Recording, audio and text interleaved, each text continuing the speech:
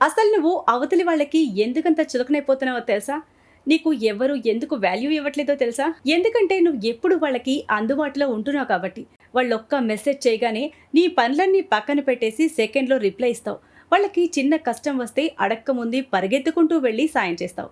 దాన్ని నువ్వు మంచితనం అనుకుంటున్నావు. కానీ ఈ లోకం దృష్టిలో అది నీ చేతకానితనం. ఒక్కటి గుర్తుపెట్టుకో, మార్కెట్‌లో డిమాండ్ ఉన్న వస్తువుకే రేట్ ఎక్కువ. ఫ్రీగా దొరికే గాలికి, నీటికి కూడా ఇక్కడ విలువ లేదు. అలాంటిది నీ టైంని, నీ ఎనర్జీని, నీ ప్రాణాన్ని ఫ్రీగా వాళ్ళ కాళ్ళ దగ్గర పడేస్తే నిన్నెందుకు రెస్పెక్ట్ చేస్తారు? వాళ్ళకి అవసరం ఉన్నప్పుడు నిన్ను దేవుళ్ళలా వాడేసుకుంటారు. నీకు అవసరం వచ్చినప్పుడు మాత్రం బిజీ అని ముఖం మీదే తలుపేస్తారు. ఇక్కడ అమ్మాయిలైనా, అబ్బాయిలైనా ఎవరైనా సరే ఒకరి కోసం పిచ్చిగా ఆరాటపడితే అవసరం తీరిపోయాక వాడేసిన విస్తరాకలా నిర్దాక్షిణ్యంగా విసిరేస్తారు. అప్పుడు కూర్చుని నేనందరికీ మంచి చేశానే, నాకెందుకిలా జరుగుతోంది? నా ప్రేమ తక్కువైందేమో, నాలోనే ఏదో లోపం ఉందేమో అని నిన్ను నువ్వు నిందించుకుంటూ కుమిలిపోతావు కదా. కానీ నిజమేంటంటే తప్పు నీ ప్రేమలో లేదు, నువ్వు ప్రాణంగా నమ్మిన ఆ తప్పుడు మనిషిలో ఉంది.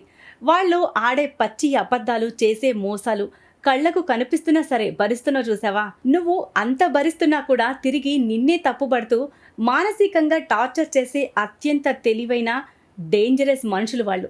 వాళ్ళ కన్నింగ్ మైండ్ ఎలా ఉంటుందంటే ఆ రిలేషన్లో జరిగిన తప్పులన్నింటికీ కారణం నువ్వే అని ఈ ప్రపంచానికి ఆఖరికి నువ్వు కూడా గుడ్డిగా నమ్మేలా బ్రెయిన్ వాష్ చేస్తారు. ఇలాంటి బంధానికి అసలు ఏ పేరు పెట్టకపోవడమే మంచిది. అది ప్రేమ కాదు, ఒక అబద్ధాన్ని నమ్మి నీకు నువ్వే విధించుకునే జీవిత ఖైదు. నువ్వు బందీగా ఉన్న ఒక అందమైన కారాగారం. ఇప్పటికైనా కళ్ళు తెరు, పక్కవాడి కోసం బ్రతకడం ఆపి ముందు నో చెప్పడం నేర్చుకో. ఎక్కడ తగ్గాలో కాదు, ఎవరికి దూరంగా జరగాలో తెలుసుకో. నిన్నొక చెత్తగా చూస్తూ అడుగడుగున మోసం చేసే ఆ ఫేక్ మనుషుల్ని భరించాల్సిన అవసరం నీకు లేదు. ఆ అందమైన కారాగారాన్ని తగలబెట్టి బయటపడు. నిన్ను వాడేసిన విస్తరాకలా విసిరేసిన వాళ్ళని నీ కాలి కింద మట్టిలా దులిపేసి ముందుకు పో. ఇకపై ఎవ్వరికీ ఫ్రీగా దొరకొద్దు. నీ టైంకి, నీ క్యారెక్టర్కి ఒక రేటు ఫిక్స్ చేయి. తలెత్తుకుని కాలర్ ఎగరేసి నీ సక్సెస్ ఏంటో మోసగాళ్ల ముఖం మీద కొట్టినట్టు బతుకు. అప్పుడు చూడు, వాళ్లే నీ వెనకాల కుక్కలా ఎలా పరిగెత్తుకొస్తారు.